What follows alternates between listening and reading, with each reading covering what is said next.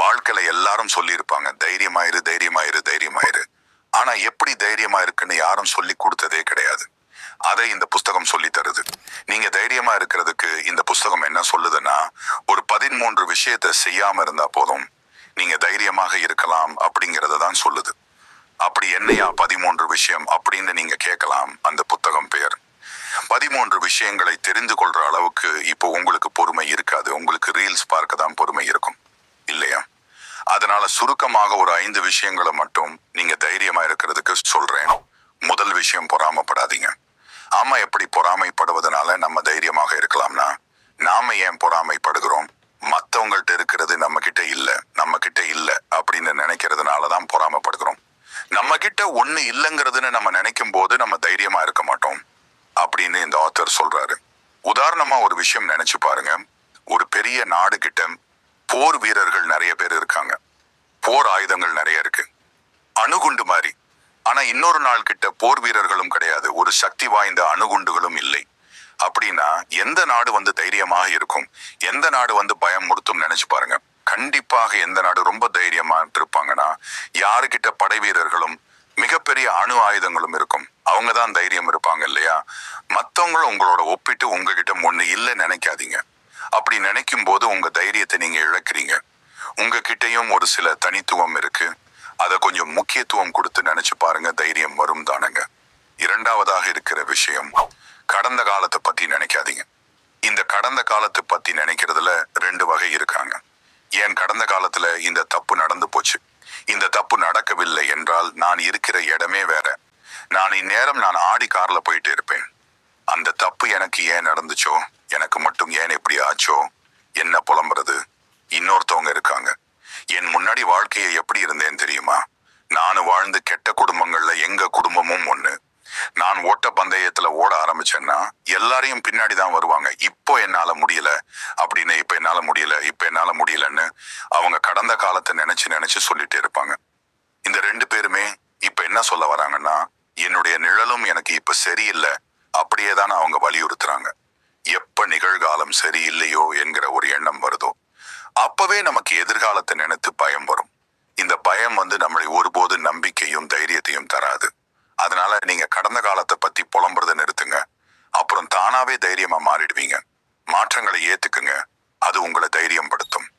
இதுதான் 3வது, மாற்றம் ஒன்றே மாறாதது என்று சொல்லுவாங்க. இப்ப இருக்கிற சூழ்நிலை, தொழில்துறை, மனிதர்கள், அறிவு என எல்லாமே மாறிக்கிட்டே தான் இருக்கும். ஐயையோ இனிமே எதுவுமே மாறக்கூடாது அப்படின்னு நீங்க ஏதாவது மாறக்கூடாதுன்னு நினைச்சீங்கன்னா அப்போதையிலிருந்து உங்களுக்கு பயம் வந்துடும். இப்போ நீங்க காதலிக்கிற பெண் உங்களை விட்டுட்டு வேற ஒருத்தனை காதலிக்க போயிடக்கூடாது அப்படின்னு நீங்க நினைக்கும் போது உங்களுக்குள்ள ஒரு பயம் வந்துடும். அவங்க உங்களை விட்டுட்டு போயிடுவாங்கன்னு அந்த பயம், அந்த மாற்றம் இருக்கும். அங்க போனாலும் போயிட்டு போறாங்க அப்படின்னு ஒரு தைரியமான நீங்க இருக்கணும். ஆனா நீங்க உண்மையா லவ் பண்ணும் போதும் எப்படி உங்களை விட்டு போவாங்க? தைரியமா இருங்க, எல்லாம் நல்லதுக்கே நடக்கும், மாற்றம் நடக்கும். கண்டிப்பா அதை உணர்ந்து நடங்க. இன்னும் ஒரு உதாரணமா உங்ககிட்ட சொல்லணும்னா, மாற்றம் வருது. இப்போ ChatGPT நிறைய தொழில்ல வேலை வாய்ப்பு பறிச்சுட்டே இருக்கு. அதை தெரிஞ்சவங்களுக்கு வேலையை அது உருவாக்கி கொடுத்துட்டு இருக்கு. இப்போ ஒரு துறையில வேலைக்கு போறவங்க ChatGPT தெரிஞ்சுக்கிட்டு போனாங்கன்னா அவங்களுக்கு ஈஸியா வேலை கிடைச்சது. அதே சமயத்துல எனக்கு மாற்றங்கள் பிடிக்காது, இதெல்லாம் நான் கத்துக்க மாட்டேன் அப்படின்னு சொன்னாங்கன்னா அவங்களுக்கு தான் இழப்பு, வேலை கிடைக்காது, பயம் வரும். வாழ்க்கை எப்படி வாழ போறோம்னு தைரியம் எங்கே இருந்து வரும் சொல்லுங்க? புதுசா எது வந்தாலும் கத்துக்கோங்க.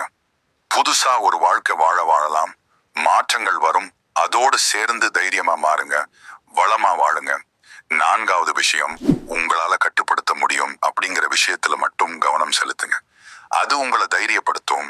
என்னால கட்டுப்படுத்த முடிஞ்சதை மட்டும் நான் யோசிக்கிறப்ப எப்படி எனக்கு தைரியம் வரும் அப்படின்னு நீங்க யோசிக்கலாம். கட்டுப்படுத்துவதற்கும் தைரியத்துக்கும் என்ன சம்பந்தம் இருக்கு அப்படின்னு நீங்க யோசிக்கலாம். இப்போ நீங்க ஒரு வாகனத்தை ஓட்டுறீங்க, அதுல பிரேக் இல்ல, வாகனமும் உங்க கட்டுப்பாடு இல்ல. அப்படி நான் உங்களுக்கு தைரியம் வருமா? அதே போலதான் உங்க வாழ்க்கை உங்க கட்டுப்பாடுக்குள்ள இருக்கு அப்படின்னாலே உங்களுக்கு ஒரு தைரியம் வரும். வாகனத்தை நீங்க எவ்வளவு சந்தோஷமா போன் பார்த்துக்கிட்டு ஓட்டுறீங்களோ அதே போல வாழ்க்கையும் சந்தோஷமா ஓட்டலாம். உங்களால கட்டுப்படுத்த முடியாத சில விஷயங்கள் இருக்கும், அதெல்லாம் நீங்க உங்க கவனத்துல கொண்டு வர உங்க கிட்ட இருக்கிற தைரியம் உங்களை விட்டு போயிட்டே இருக்கும். மத்தவங்கள பத்தி என்ன நினைப்பான் அப்படிங்கிறது உங்க கட்டுப்பாடு கிடையாது.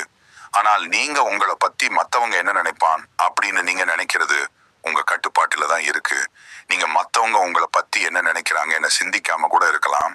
ஆனா மத்தவங்க நீங்க உங்களை பத்தி நினைக்கிறத ஒண்ணுமே உங்களால செய்ய முடியாது. கட்டுப்படுத்த நினைச்சா மட்டுமே உங்களுக்குள்ள தைரியம் அதிகமாகவே வளரும். இப்போ எந்த பிரச்சனையாக இருந்தாலும், எவ்வளவு பெரிய பெரிய பிரச்சனையாக வந்தாலும் உங்களால என்ன கட்டுப்படுத்த முடியுமோ அதுல கவனத்தை கொண்டு வாங்க. உங்களுக்கு தைரியம் கண்டிப்பா வரும். 5வது விஷயம், உங்களை பார்த்து நீங்களே பாவம் பட்டுக்காதீங்க. அது உங்களை தைரியப்படுத்தும். இங்க நிறைய பேருக்கு ஒரு பழக்கம் இருக்கு. நான் இவ்வளவு கஷ்டப்படுறேன் தெரியுமா, நான் எவ்வளவு பாவம் தெரியுமா, என்ன மாதிரி யாராலையும் உழைக்க முடியாது தெரியுமா அப்படின்னு தன்னை பத்தி பாவமா நினைக்கிறது. நான் நினைக்கிறது எதுவுமே நடக்கல தெரியுமா, நான் ஒரு ஆன்லைக்கு பர்சன் அப்படின்னு அவங்க எல்லார்கிட்டையும் அவங்கள பத்தி நினைச்சுக்கிட்டு சொல்லிட்டு இருப்பாங்க. இப்படியே அவங்க நினைச்சு நாளடைவில் அவங்கள ரொம்ப பலவீனமான ஆளா ஆக்கிடும். இது என்ன பிரச்சனை, நான் எவ்வளோ பிரச்சனைகளை பார்த்துட்டு வந்து இருக்கேன் தெரியுமா அப்படின்னு இப்படி நினைச்சு பாருங்க. எனக்கு இதெல்லாம் சாதாரணம், இதை விட பெரிய பெரிய கஷ்டங்களை கடந்து வந்திருக்கேன் அப்படின்னு இப்படி நினைச்சு பாருங்க.